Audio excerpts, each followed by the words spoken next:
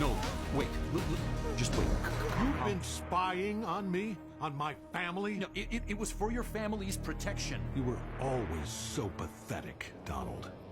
Cecil's little lapdog. Run now!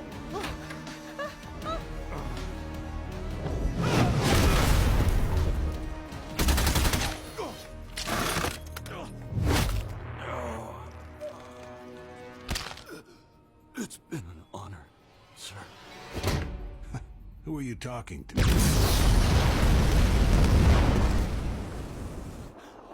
honor was all mine. Oh, no. Oh, God. Nolan. You monster. He's not dead. Even after evacuating the neighborhood, we had to keep the yield down. Best it'll do is knock him on his for an hour or two. Or maybe not even hurt him at all.